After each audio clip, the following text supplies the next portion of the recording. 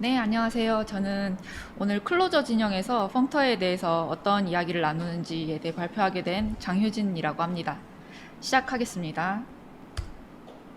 네, 인사드리겠습니다. 저는 팜모닝 백엔드 개발자로 근무하고 있는 장효진이고요. 저는 그린랩스에 입사하고 나서 클로저 개발을 처음 접하게 되었습니다. 또 한동안 이렇게 쭉 몰입하고 집중해서 클로저를 배우고 사용하는 과정이 너무 재밌어 하고 있고요. 또 얼마 전에는 저희 개발팀 랜선회식이 있었는데 또 팀원분들과 즐거운 시간을 보낸 순간을 한번 포착해 봤습니다. 네, 들어가기 전에 먼저 앞서 드리고 싶은 말씀이 있습니다. 이 펑터는 그 함수형 프로그래밍에 굉장히 자주 언급되는 주제이고요. 원래는 수학의 카테고리 이론에서 출발한 용어인데 오늘은 수식적인 설명보다는 이 프로그래밍 관점에서 설명을 해보겠습니다. 네, 오늘 발표는 좀 결론부터 먼저 말씀을 드리는 두 갈식으로 진행을 해보겠습니다. 이제 결론을 먼저 말씀드리고 이 결론에 어떻게 도달하게 되었는지 차근차근 진행을 해보겠습니다. 네, 앞서 이 내용은 그린랩스의 실화를 바탕으로 재구성한 것임을 먼저 말씀드립니다. 네, 오늘도 평화로운 그린랩스는 늘 개발자분들이 이렇게 몰입하고 집중하는 모습을 잘 볼 수 있는데요.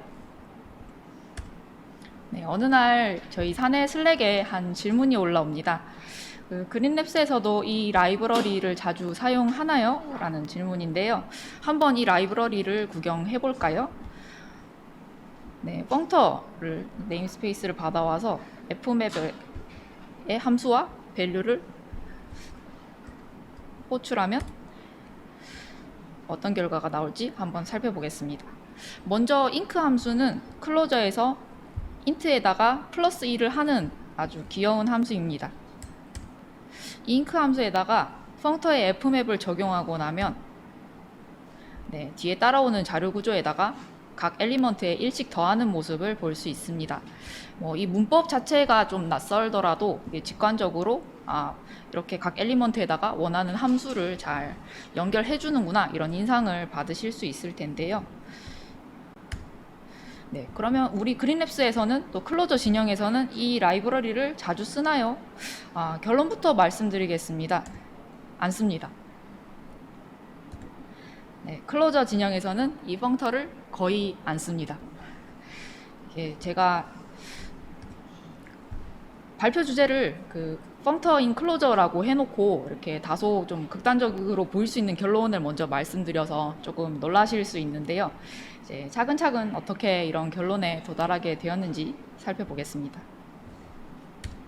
네, 그렇다면 우선 펑터가 무엇인지 한번 짚고 넘어가면 좋겠습니다. 펑터를 사용하지 않는 상황을 한번 상상해 볼까요? 예를 들어서 f라는 함수가 있는데 int 타입을 받아서 다시 어떤 로직을 거쳐서 다시 int 타입으로 리턴하는 함수 f가 있다고 상상해 봅시다.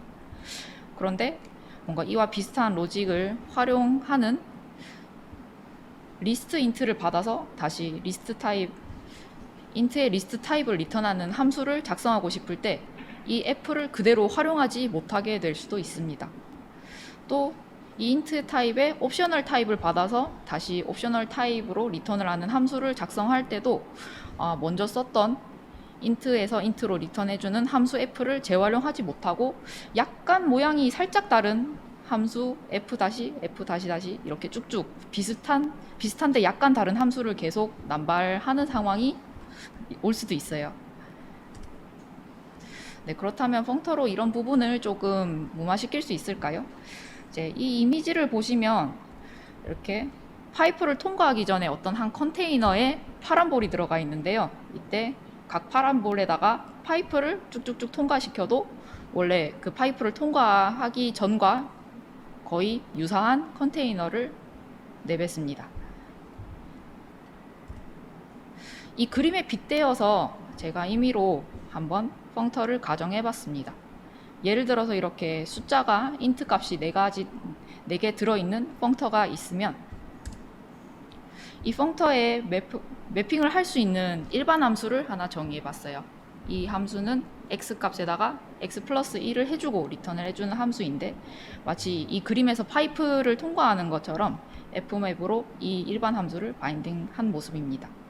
그러고 나면 각 이 엘리먼트에다가 각각 1씩 더한 결과를 리턴받고 이를 포괄하는 컨테이너를 그대로 리턴합니다. 이게 어떻게 보면 펑터의 전체 프로세스예요.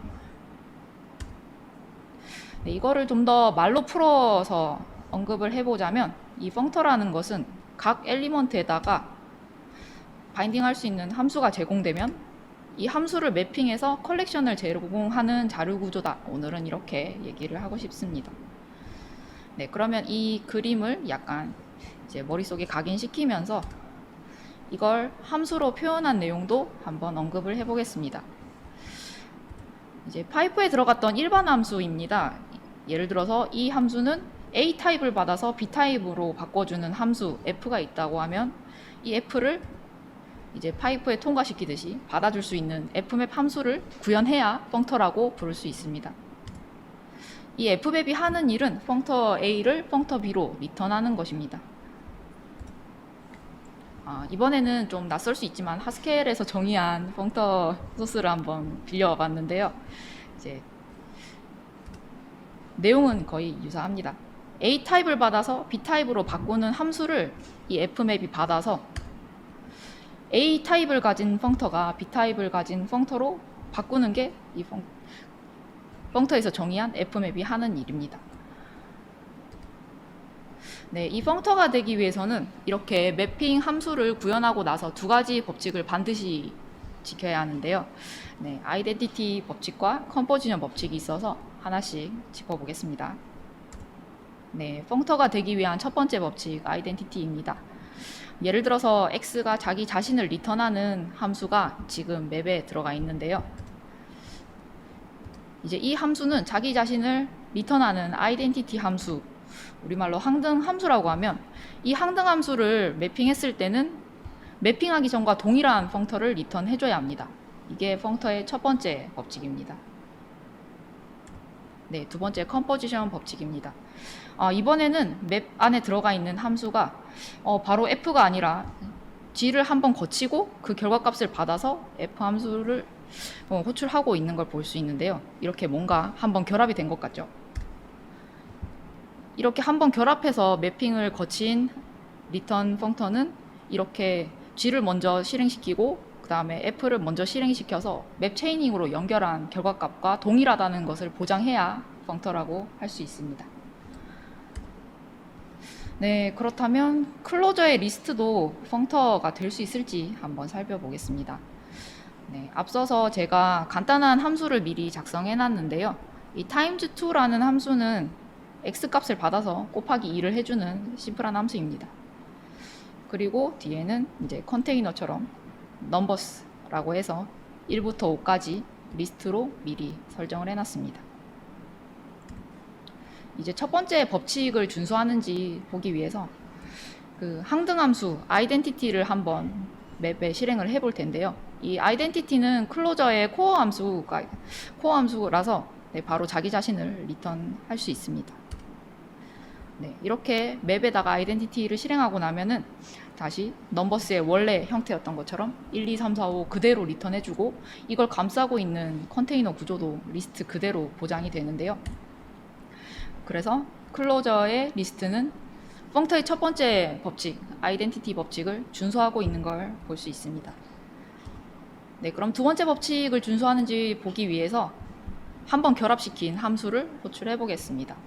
이번에는 아까 보셨던 그 플러스 1 해주는 잉크 함수에다가 곱하기 2를 해주는 times2 함수를 결합한 결과값을 호출해 볼 거고, 또 두 번째는 이걸 순차적으로 맵 체이닝으로 연결한 결과값을 호출해서 비교해 보면 둘 다 동일한 결과값을 엘리먼트에서 확인할 수가 있고, 마찬가지로 이 엘리먼트를 감싸고 있는 컨테이너도 리스트로 유지가 되는 걸 볼 수가 있어요.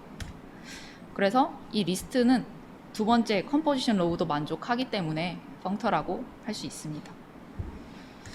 그렇다면 펑터가 되지 않을 예제도 있을 것 같은데요. 한번 이번에는 벡터를 살펴보겠습니다. 아까와 거의 유사하지만 이번엔 대괄호로 감싸져 있는 벡터입니다. 이 벡터에다가 마찬가지로 항등 함수가 존재하는지 확인하기 위해서 아이덴티티 함수를 매핑하면 어떤 일이 벌어질까요? 네, 이번에도 1, 2, 3, 4, 5 각 엘리먼트는 자기 자신을 잘 리턴한 것 같아요. 그런데 이걸 감싸고 있는 컨테이너 모습이 조금 바뀌었죠. 이제 벡터가 아니라 리스트가 되었습니다. 네, 여기서는 시퀀스라고 부르는 게 더 적절하겠네요. 네, 그렇다면 이제 아이덴티티 함수를 적용했을 때 리턴 받는 펑터 모양이 달라졌기 때문에 이 벡터는 아이덴티티 로우의 어긋남으로 클로저의 벡터는 펑터가 아니라고 말할 수 있습니다. 네, 그럼 펑터가 무엇인지 또 펑터가 되기 위한 두 가지 조건도 함께 살펴봤으면 이 펑터를 통해서 우리 개발자들이 누릴 수 있는 혜택도 있어야겠죠. 이 펑터의 장점은 함수의 재사용성을 높인다는 것인데요. 이제 그 컨테이너와 상관없이 모든 펑터와 함께 사용할 수 있는 일반 함수를 정의해 놓고 이제 fman만 통과시키면 이 함수의 재사용성을 높일 수가 있다는 게 펑터의 가장 큰 메리트입니다. 네, 잠깐 잊고 계셨죠. 클로저에서 펑터를 거의 안 쓴다고 말했는데 그러면 왜 안 쓰는 거냐고 궁금하실 것 같습니다. 네, 이제 이 이유를 또 이어서 말씀드릴 차례가 된 것 같네요. 네, 왜냐하면 클로저의 가장 큰 전략인 시퀀스 추상화에 대해서 말씀드리기 위한 빌드업이었는데요. 네, 이 시퀀스 추상화를 가지고 펑터가 아니어도 동등하거나 더 큰 효과를 누릴 수 있는지 한번 살펴보겠습니다. 네, 아까 보셨던 그림입니다. 이제 그리고 이 그림에 제가 인트 값의 펑터를 빗대어서 한번 설명을 했었고 이번에는 클로저 시퀀스로 갑니다. 네. 파이프를 통과하기 전에 이제 클로저의 시퀀스를 한번 정의해 놓고 나면 이 시퀀스는 매핑 함수를 쓸 수가 있어요. 따로 그 펑터에서 구현했던 f맵이 아니라 이 시퀀스에서 제공하는 맵 함수를 쓸 수가 있어서 일반 함수를 쉽게 바인딩할 수 있습니다. 네, 그러고 나면 결과값도 마치 그 펑터에서 봤던 것처럼 일일이 매핑한 결과를 리턴할 수가 있고요. 네, 이렇게 f맵을 구현하지 않고도 약간 컨테이너를 추상화해서 함수 재사용을 높이는 전략이 있어서 이어서 계속 말씀드리겠습니다.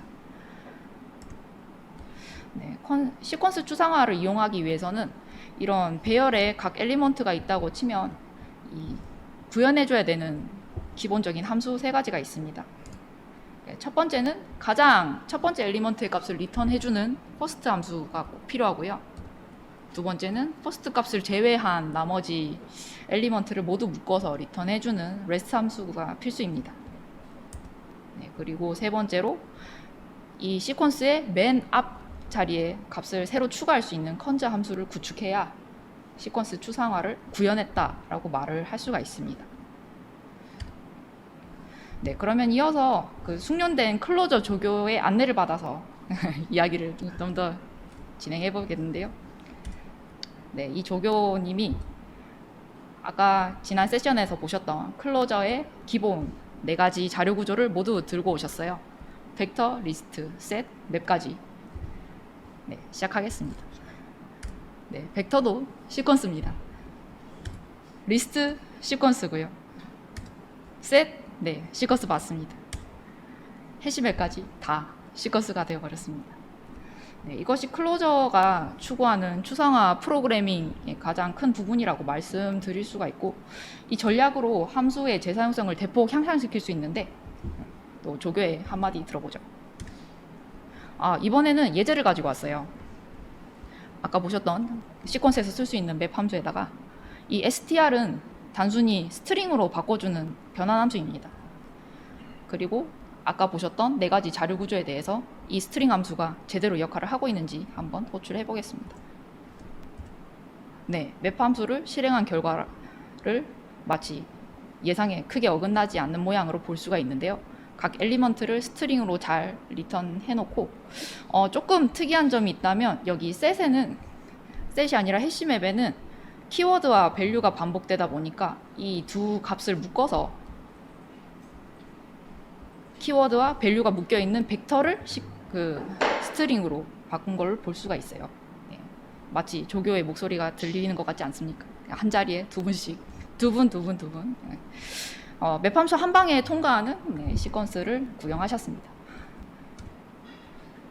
네, 그리고 아까 이제 처음 F맵에서 흙깃 보셨던 마치 이런 해시맵을 쓸 때는 보통 키워드 값을 수정하는 일은 잘 없어요. 밸류 값만 우아하게 바꾸고 싶거든요. 이럴 때 밸류 값만 손대고 싶은데요. 하면 이제 클로저 1.11 버전에서 추가된 update values라는 함수의 안내를 받아서 부드럽게 변경을 할 수가 있습니다. 네, 이렇게 클로저의 시퀀스 코어 함수를 잘 이용하면 개발자분들이 펑터를 좀 거하게 구현하지 않아도 비슷하거나 또 그에 상응하는 효과를 충분히 누리실 수가 있어요. 네, 클로저의 혜택, 이런 맵 함수만 쓸 수 있는 게 아니라서 조금 더 강조를 해보겠습니다. 이 시퀀스에서 쓸 수 있는 함수들을 이 조교가 줄줄이 랩핑을 하면서 나열을 하고 싶어요. 이제 아까 지난 세션에서도 시퀀스에서 쓸 수 있는 함수를 쭉쭉 나열한 걸 얼핏 보셨을 텐데 아직 끝나지 않았습니다. 네, 이 모든 함수를 오늘 설명해드리고자 하는 건 아니지만 클로저를 처음 시작하다 보면은 뭔가 이렇게 뭐 첫 번째 값을 가져다 주는 함수, 뭐 반복문을 실행하는 함수, 뭔가 끊어서 쓸 수 있는 함수 이런 게 미리 구현되어 있지 않을까? 뭐 내가 일일이 구현하지 않아도 미리 갖다 쓸 수 있는 게 없을까? 이런 고민을 할 때 이런 시퀀스 함수를 찾아보면 적절하게 사용할 수 있는 것들이 아주 많습니다. 네, 그래서 클로저로 프로그래밍을 하다 보면 만약 이런 개발자분들이 만든 커스텀 자료 구조에다가 first, rest, cons만 구현해 놓으면 이 모든 시퀀스 라이브러리를 다 같이 누릴 수가 있어요. 이것이 클로저가 추구하는 추상화 프로그래밍이라고 말씀드릴 수 있고, 이 전략으로 이제 시퀀스 함수를 아주 풍부하게 사용하면서 함수 재사용성을 대폭 향상시킬 수 있다고 오늘 말씀드리고 싶습니다. 네, 그래서 다시 처음으로 살짝 돌아가 보면 아까 봤던 그 F맵 라이브러리도 실체를 한번 까보면 시퀀스의 맵 함수를 그대로 쓰고 있어요. 그런데 맵 함수를 그대로 쓰고 나면 벡터에서 그 컨테이너 유형이 깨진다고 했잖아요. 그래서 보정을 한번 해줍니다. 이 시퀀스를 받아서 벡터일 때는 다시 이 벡터로 한번 감싸주고, 맵일 때는 또 맵으로 한번 보정을 해주고, 셋일 때도 한번 이렇게 다시 마치 그 펑터에서 원래 그 컨테이너 자료 구조를 보존하는 것처럼 한번 보정을 해주는 게 이 F맵 라이브러리의 실 상황이었습니다. 네, 그러면 오늘 진행했던 내용을 한번 가볍게 빠르게 훑어보면서 이 발표를 마무리해 보려고 합니다. 클로저에도 F맵 라이브러리가 있지만 이 타입이 있는 다른 함수형 언어와는 달리 이 펑터의 구현을 강조하지 않는다고 말씀드렸습니다. 왜냐하면 클로저에서는 시퀀스 추상화를 잘했기 때문에 이 모든 컨테이너에다가 바로 쓸 수 있는 맵 함수를 도입할 수 있기 때문입니다. 이제 이 내용을 이해하고자 펑터가 무엇인지 살펴보는 시간을 가졌고요. 이 펑터는 매핑할 수 있는 데이터 구조인데, 이제 자료 구조인데, 뭐 일반 함수를 받을 수 있는 F맵 함수가 필수이고, 이 펑터에는 아이덴티티 법칙과 컴포지션 법칙을 반드시 준수해야 한다는 강제 사항이 있고요. 이 펑터로 인해 누릴 수 있는 장점은 함수의 재사용성이 올라가고, 이 맵 체이닝을 연결해서 좀 더 가독성이 좋고 디버깅하기 쉬운 코드를 작성할 수 있다는 장점이 있었고요. 반면에 우리 클로저 시퀀스 추상화 단계에서는 이 first, rest, cons 함수를 구현하고 나면 그것이 시퀀스의 구현체이기 때문에 맵 리듀스와 그 외 다양한 시퀀스 함수들을 사용할 수 있는 이 클로저 철학의 핵심을 충분히 누릴 수 있다는 얘기로 마무리를 해보겠습니다. 네, 그리고 제가 참고했던 자료들 좋은 책들이고요. 또 펑터 자료를 찾다가 또 좋은 영상들을 몇 개 발견해서 간단하게 소개를 해보자면, 이제 이 영상은 펑터 유형을 좀 소개하는 영상인데 좀 확장된 버전도 많이 다루고 있기 때문에 좀 심화 학습을 하고 싶은 분들께 추천하고요. 또 이 영상은 자바스크립트로 펑터를 소개하는 굉장히 귀한 영상이에요. 이것도 되게 자바의 정의 두 가지 법칙 예제 굉장히 매끄럽게 진행되고 좋은 영상입니다. 그리고 우리나라 영상 중에서도 이 모나드에 대한 설명을 하는 영상이 있었는데 여기서도 펑터에 대한 언급이 짧지 않게 나오거든요. 또 이 이미지는 모나드, 펑터 이런 걸 설명하는 블로그에서 참조했고요. 네, 오늘 제가 준비한 발표는 여기까지입니다. 여기까지 장효진이었습니다. 감사합니다.